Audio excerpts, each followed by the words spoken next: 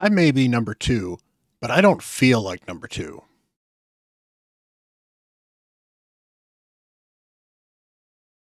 Hello, everyone. Bront, CatHerder here. We're having some fun talking Raid Shadow Legends, and we are on the free to pause account. We are having some fun in the Hell Hades challenge. And yes, indeed, I am number two on the leaderboards. I was number one last night for several hours, and Neva has passed me again. And that's fine. I am not necessarily chasing the number one spot on the leaderboard, or at least not right now. Obviously, towards the end of the challenge, I might be chasing some points here, chasing some points there. But right now, what is most important is account progress. So let's go take a quick look at the leaderboards first, and then we will hop in and take a look at my account as we do basically a 3-week review. All right, as we can see here, I am number two. I'm now 40-ish points behind Neva. I suspect that there was some Doom Tower stuff that was done last night by Neva. Maybe not. I don't know. I got a couple things done last night, which we'll certainly go over here. But as far as my progress is concerned, in fact, why don't we go back over here first? And in fact, if we see here, I am actually in 9th place on the, you can see 9th place. Here we go. I am 9th place on the overall boards. Now, not every creator is on the boards. Obviously, you'll see Neva is not on here. Not every creator registered for both of them. I figured it would be a good thing so that both I can judge myself against everybody, but also it allows people who are not in the challenge to kind of take a look and see where the challenge points are for the creators versus some of these non-creators. And to be fair, there are some pretty juicy people up here. The fact that we've got some people that have 3,900 points is pretty nuts. So we get some pretty smart players, even not in the content creators. Plenty of smart community players here. And again, just because you're not doing great on leaderboards doesn't mean you're not smart, doesn't mean you don't know what you're doing. In fact, if we go back to the regular creator leaderboards over here, there are plenty of people. I know Nubs is great. He's in 7th place. I know Roadblock is great. He's down there. YST, Hell Hades is pretty good. He obviously took a bit of a break because he was busy at an event, so that's certainly there. Just a couple people. Colred's in 25th place, and he's an amazing free-to-play player. Some of it is just a little bit of the strategy. Some of it is how much time they've been able to put in the account. And some of it is just luck. And I've had a little bit of good luck. I haven't had amazing luck, but I haven't had bad luck either. So it's been a bit of a mixed bag. So let's go take a look at the actual account and see where I am at and kind of do a bit of a review. All right. So first of all, importantly, I have now gotten 5 6-star champions. So I just 6-starred Alice last night. I have redone her build slightly to get her a little more speed. So even at level 28, I've got 150-ish crit damage on her. I can certainly get some more once I get this relic rolled up a little bit more. 175 speed. Accuracy is a little-ish low. But again, I've only got the 3-star blessing on her. I'm going to get the 4-star blessing, which is another 38 crit damage. So she's going to be nearing 200% crit damage, which will be absolutely amazing. She's going to get another 75 resistance and 75 accuracy with the 5-star. So she's going to have 200-ish accuracy, maybe some more. I also don't have a banner on her yet because I have not fully ascended her to 6 stars yet. I don't actually have a particularly good banner for the banner lords. I do have a banner. It's a pinpoint banner, but it'll get me some 20 accuracy, but I don't need the resistance even if it has attack substats. And I do have one of these coming with the Alice Chase stuff, so should have one coming soon. But overall, we got some decent stats. Nothing I'm so worried about that I feel I need to do major rebuilds on her. I mostly like where she is. I really would like to get her about 15 speed faster if I could, but, you know, she needs enough other accurate stats and other stuff that it's definitely going to be a little difficult to do that. I do need to start farming some more gear again. Honestly, the biggest thing is probably finding boots that I can improve off of this, but these boots are fairly good with some decent crit damage, some good crit rate, and attack, even if I hit in HP twice. HP doesn't, they're not the worst thing in the world, and of course, being a legendary, she's got some decent HP. But now that I've got her almost level 30 and with a decent amount of attack, she's replacing Kale in my arena team. Kale still hits very hard. And in fact, I think he hits harder than my Sun Wukong at the moment, just because of how he's built versus how Sun Wukong is built.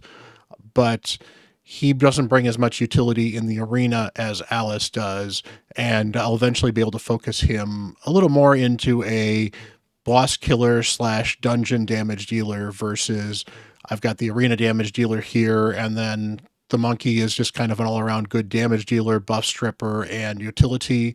Plus, because he can self revive, he's a lot safer to run with than, say, some of these other legendaries, depending on the team.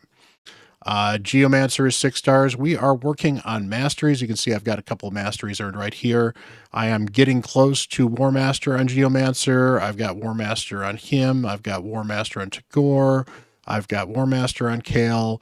I'm actually mostly done with Ugo, so once she is 6 stars, I'll be able to actually get War Master on her, but it hasn't been a super high priority right now. In fact, I went with the Master Hexer right here, and in fact, Sniper is probably the next one I'm going to grab because Sniper will help her land both her block damage or block buffs is not 100% if there's not a lot of extra alive enemies, and then this is nice to have on a, 45, 55, whatever percent extra chance of Sniper to land that leech. Leech can be very, very powerful, so that's very helpful as well.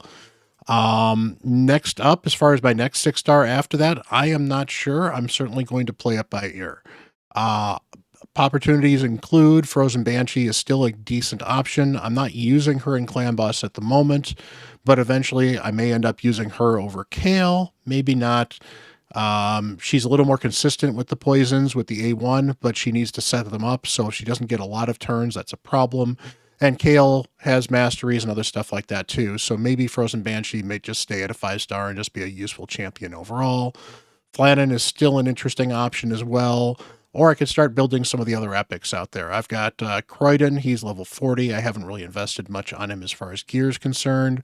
I do have Old Hermit Jorg, who is nice to have. I would certainly like to get him. In fact, I should have him higher ascended. I don't know why that didn't work, but once he's got this revive as well, he will pair very well in the Orc faction and could end up being a speed champion in Arena because he does actually have the increased speed and increased attack right here, and increased turn meter, I should say. But he's also not particularly fast, and I'm going to get Hikatoon within another 7 days or so. So as far as the login stuff is concerned, yeah, we are on day 21. So this is technically the, end of day 7 as far as I'm concerned. One more day would be exactly, 2 weeks from here. It'd be day 22 login just because that's the way that works. But, we are getting close to Hikatoon. Hikatoon is going to be very helpful for this account. I probably don't need to book her, but she's definitely going to go to at least 55-star because I think she's going to be very helpful for me in Classic Arena as well as in 3v3 because the speed lead is super helpful. But she might be able to even replace my Tagore on a speed team because if I can get her to go fast enough and push the team forward, I won't need Tagore to keep everyone alive and revive. Whereas, I'll still need an Ugo for decreased defense. I'll still want the monkey for the strip and the speed lead, and I'll still, of course, want Alice for damage. As far as dungeons are concerned, I have actually pushed to level 20 in the Arcane and the Magic Keep. I haven't tried Spirit Keep much yet, and I don't really have a big incentive to do so right now because I only have one other Spirit Champion of note coming to the account, and she's not on the account yet. That is Morag. She is available now for the Plarium play points. I have actually earned enough to grab her, and I have not actually grabbed her yet because she's going to be huge if I need her for this next fusion. Certainly been grinding masteries, and otherwise we're just kind of working on the dungeons. I actually got to Dragon 20 live on stream a while ago. We've gotten to Fire Knight 16. This is a 100% team, or at least mostly 100% team. I think it's failed once. 3.5 minutes, not too bad. I have not touched either of these two yet, which is, of course, a place I could gain some points, but I haven't really seen the need to push either of these yet with where this account is. That would be entirely something I would be doing for points, not something I would be doing to advance the account. And I'm really kind of focused on advancing the account. Spider, I could actually farm stage 14 consistently. Stage 13 is much better for a turn attack, but honestly, stage 14 is just kind of nicer because you get better gear and whatever else as well. Not a huge deal either way. Spider is nice to do early on just because you have so few accessories. Any accessory is certainly better than no accessory whatsoever. But honestly, I do need to move more into the event dungeon. I've been so focused on general account progress that I've not really spent a lot of time in dungeons lately. I've spent a little bit in the event dungeon. I did a little bit of dragon the previous night because it was a speed event. Ice Golem, I haven't pushed super hard, but I've gotten to stage 16 there as well. And we're certainly making some progress.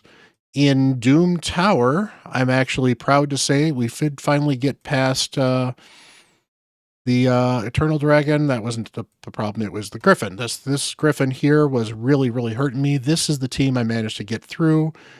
Monkey is great most of the time, but Sun Wukong's revive, where he boosts his turn meter to 100%, also boosts the Griffin's turn meter to 100%. So you have to be careful with revives on the Griffin, because any revive that brings turn meter counts as a turn meter boost, which means the Griffin gets more turn meter, which means he gets extra turns.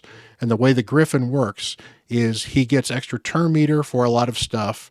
He matches your turn meter, or or your turn drain. If you do your turn drain, he throws it back at all of your team members as well. So you don't want a lot of turn meter control. And basically, he slowly but surely takes turns, and every time he takes turns, he gets more crit damage, a little more crit rate, and more speed. So he eventually starts speeding up and starts doing more damage and eventually kills your team. So you don't want to die if you can. You want to keep everyone healed and keep them above 50%, because he'll do extra damage if they're below 50%. And if they die, he gets another tick on his thing that gets him more speed. And then you want to do as much damage to him as you can, as generally quickly as possible. I found that while I normally would have wanted to put Alice in the lead when I'm doing that, the additional HP provided by the lead here gave me enough extra cushion to keep my champions mostly over that 50% threshold for a long duration of the fight. And eventually, Frozen Banshee died, and I couldn't get her back. But by the time she died, I was doing enough damage and had put enough damage on the Griffin. I was able to eke out a win. It was very close. I think it was a Brimstone proc that finished him, even though he was at a bit of a sliver of a health when I only had 2 or 3 champions left. Fortunately, one of them was Kale, so I did have a damage dealer to strike the final blow if it had not been a Brimstone proc. But we're managed with there. We made progress. We are hoping to tackle and down the Magma Dragon tonight. That would be great. And then I can keep on going in Doom Tower. I expect that the Nether Spider at this floor will probably be the hard stop for me if I can get past this dragon. And I'm fine with that. I certainly would like to get this epic book. That would be absolutely huge. But if not, I can at least get all of the rest of these, and hopefully I can actually farm this level, because farming this level will get me some decent 4 and 5-star pieces of gear from a set that's okay. It's not a great set. The Fury set here gives me attack and some additional crit damage. Not amazing, but that extra crit damage could be enough to push me over the top to maybe putting crit damage gloves on a champion. Maybe.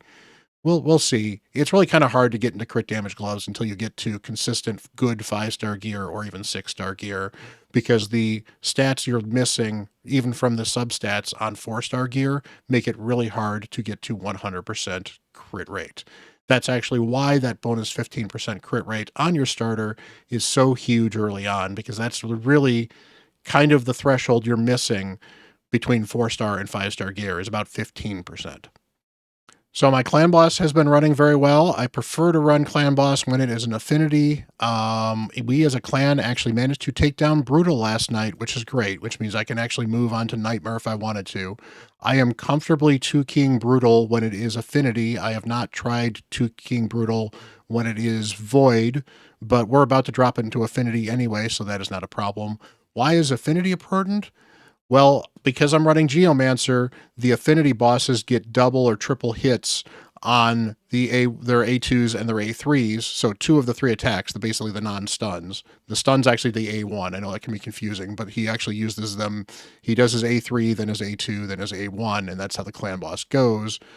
And, that makes some sense, and that makes them easy to predict. But the stun being on the A1 is fine, but the other one's having multiple hits. Well, Geo reflecting damage gets the extra procs of his damage boost every hit. So if I get a multiple hitter, even if it does little more damage overall, I get a chance to get huge additional reflected damage. So that can make 2, 3, 5 million damage difference depending on how long you're running the game. For me, I'm getting about to turn 20, so we're maybe talking about getting maybe 1 to 2 million extra damage on brutal, maybe up to 3, but it is enough that it makes a difference between an easy 2 key and a really, really tight 2 key. So in fact, right here, I have my hard key here. This is at, again, 3 weeks in. I'm able to do this one keying easily, and, you know, 14.6 million, and we're not at affinity. So affinity would make this even more. As you saw on normal, I did almost 20 million. I did 19.24. This was also, again, not versus the affinity. I actually knocked it down to the affinity there. But I'm among the top damage dealers in my clan right now in Clan Boss. We got a couple people that are doing better. Neva, for example, is actually doing better. Harima is a huge, huge damage dealer and carry, and plus she also has the permanent decreased defense. And she ramps up her own defense. And then you've got Sabbatha with the increased defense. So this does not surprise me that this is a very, very good Clan Boss team. I am still focused on using the monkey in my Clan Boss team because I find that his ability to heal himself is nice. And if he gets targeted by the magic affinity, then he becomes a nice stun target that I occasionally lose out. Now, it's certainly nice to get the brimstone, and the fact that I got a brimstone blessing on him is absolutely amazing. And that frees up Alice to maybe eventually later move on to getting something along the lines of, say, Reaper is probably what I'm kind of looking at for her, because that will be more valuable for me in Arena. So one of the things I have been pushing, which I feel is very important, and I think a lot of players do slack on, is Iron Twins. I am running my 6 Iron Twins keys. I can't know why I can't say that. Every day. And generally I'm farming stage 6 now. I think stage 5 on Force, because Force is certainly a bit of a problem with my team, and I do have slightly different teams depending on what ability.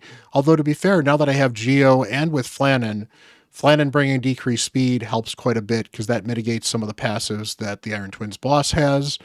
Otherwise, it's either Monkey or Alice are going to be swapping in and out, and we're hoping we get some Brimstone procs.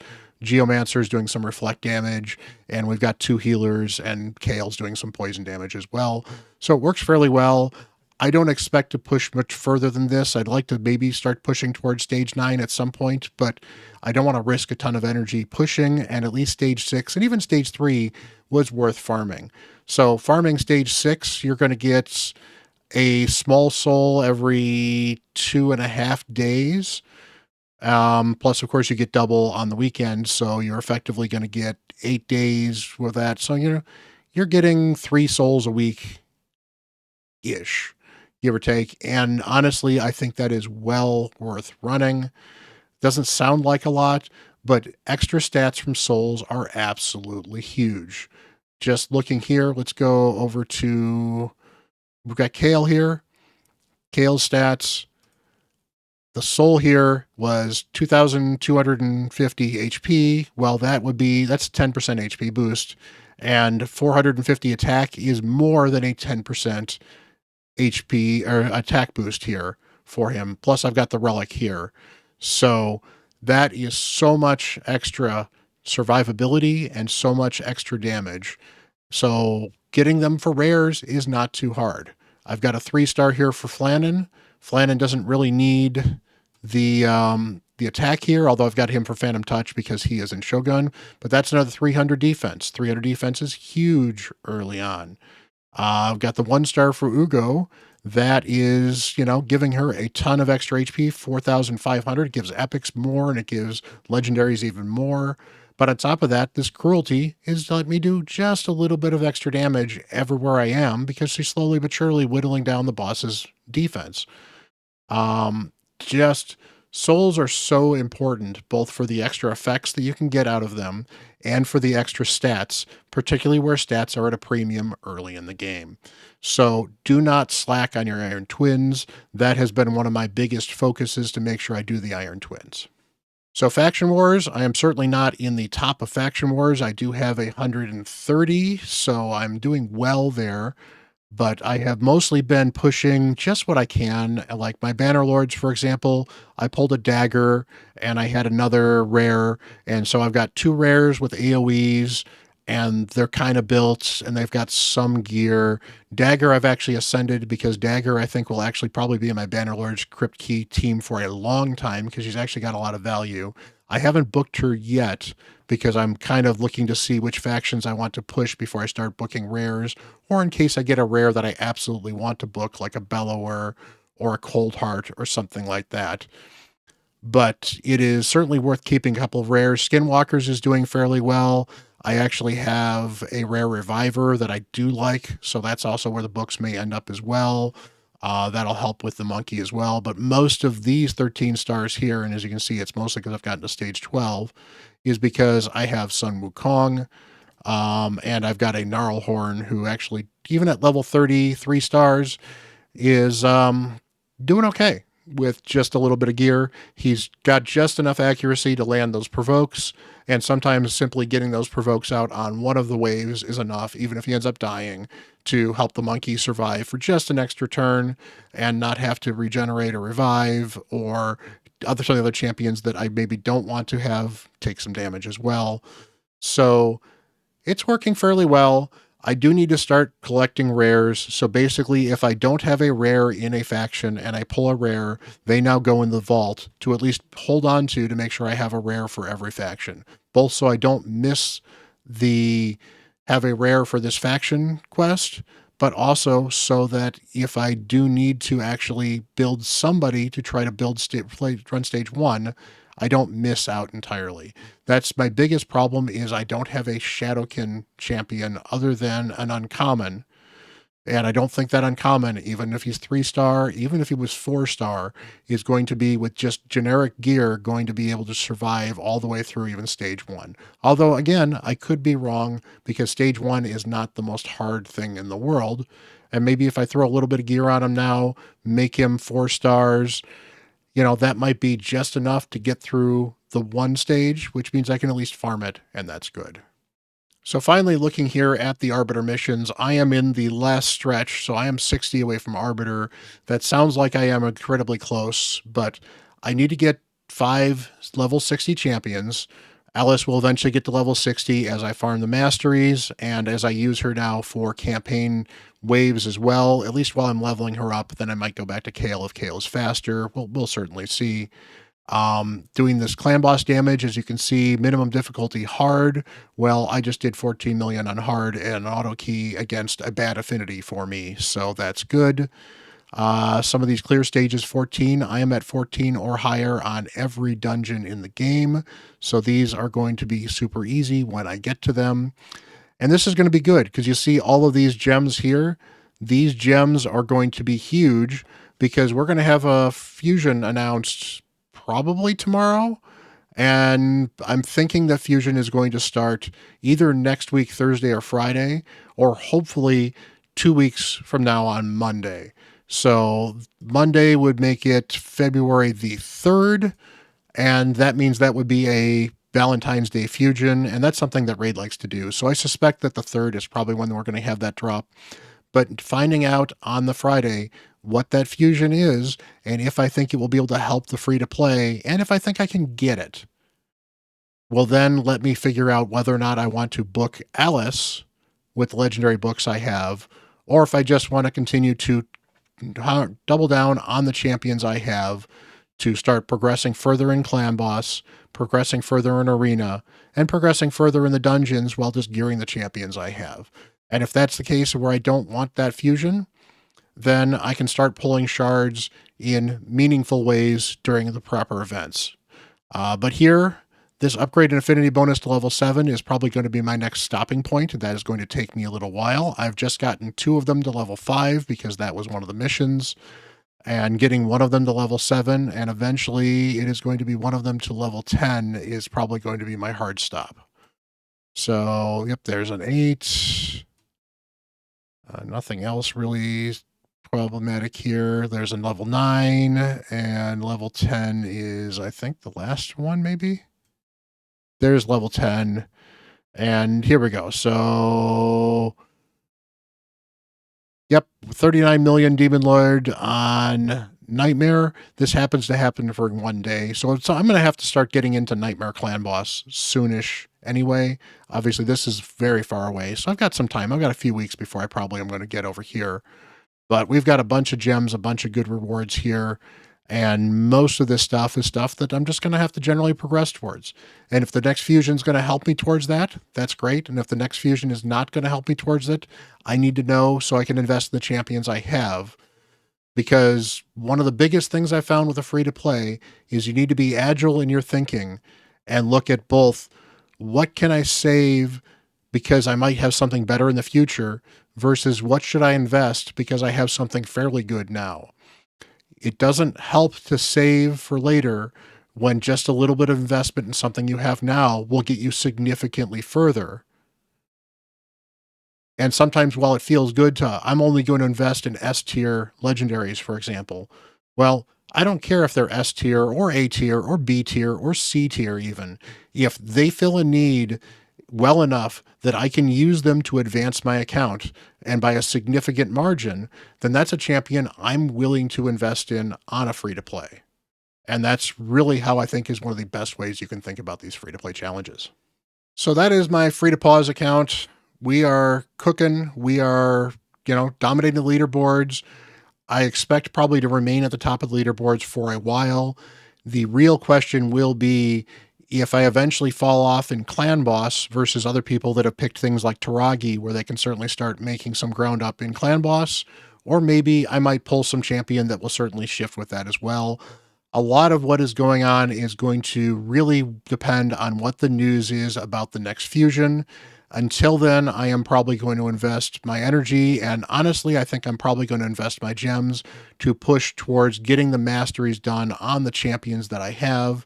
Because once I finish those masteries, that's going to help in every aspect of the game and make so much of the game easier that I can then start saving energy while making strategic moves to upgrade my gear, upgrade my champions, and upgrade my account and get myself ready for a fusion if I'm going to do a fusion.